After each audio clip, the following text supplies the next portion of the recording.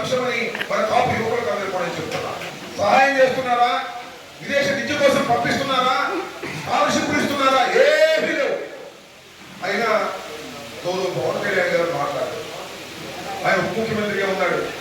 ఆయనకి ఎంత విలువ ఉందో ఆయనకి తెలుసో తెలియదో కానీ మనకు అర్థమవుతా ఉన్నాం. ఒక డిఎస్పీని ట్రాన్స్ఫర్ చేయడానికి కింద వెళ్ళబడ్డా కూడా డిఎస్పీ ట్రాన్స్ఫర్ చేయలేనటువంటి ఒక దుస్థితిలోకి రాష్ట్ర ఉప ముఖ్యమంత్రి ఆయన నియోజకవర్గానికి సంబంధించి ఉన్నాడంటే ఎంత ప్రిఫరెన్స్ ఇస్తున్నారో ఒకసారి ఆలోచించమని మనం చేస్తున్నాం. నేను మీ అందరికీ చెప్పదలుచుకున్నది ఏమిటంటే కాపులు ఒక సంఘటితమైన శక్తి. మొన్న మీరు చూశారు, నా మీద అన్యాయంగా అక్రమంగా దాడి చేశారు. ఎంతసేపు దాడి చేశారంటే 5 గంటలకు ప్రారంభమైనటువంటి దాడి 12-20 నిమిషాలకు ముగిసింది. దాడి చేసినందుకు ఒక సామాజిక వర్గానికి చెందిన వాళ్ళే తెలుగుదేశం. ఏమిటి అన్యాయం అని ప్రశ్నిస్తే సమాధానం లేదు. నా మీద దాడి చేసినటువంటి వ్యక్తుల మీద నేను రిపోర్ట్ ఇస్తే అరెస్ట్ చేసినటువంటి సందర్భం లేదు.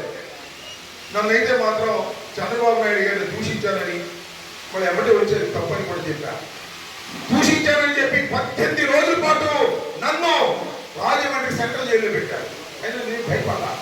అయితే నా మీద దాడి చేసిన వాళ్ళు, నన్ను దూషించిన వాళ్ళు, నా కుటుంబాన్ని హింసించిన వాళ్ళు ఒక్క రోజు కూడా జైల్లో ఉండలేదు, పోలీస్ స్టేషన్కు రాలేదు అంటే ఏమిటి తక్కువ అడుగుతా. దీనికి నా కులం, నా వర్గం స్పందించాల్సిన అవసరం ఉందో లేదో యువకులు ఆలోచించబడి మనం చేస్తాం. ఇది దుర్మార్గం కాదా? అన్యాయం కాదా? ఆ పార్టీ నేను మనం చేస్తున్నా.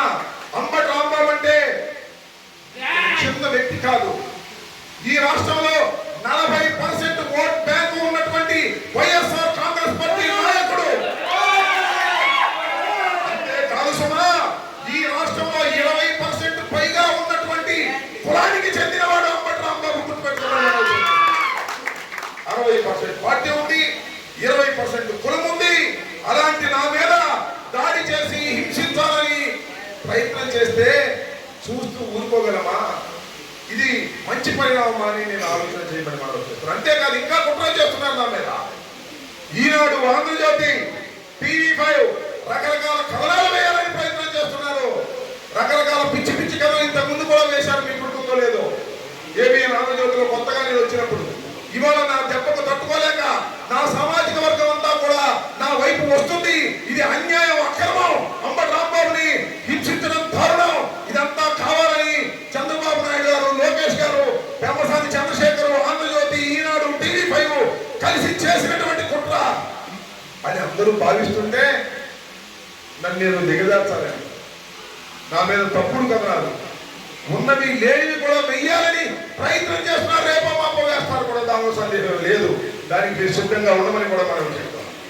దేనికి భయపడడం మీ అంబటి రాంబాబు, మీ అందరి శక్తి సామర్థ్యాలు ఉన్నంతవరకు. అనేక సంక్షోభాలను ఎదుర్కొన్నటువంటి వ్యక్తి నేను. ఏ సంక్షోభమైనా ఎదుర్కొంటాను.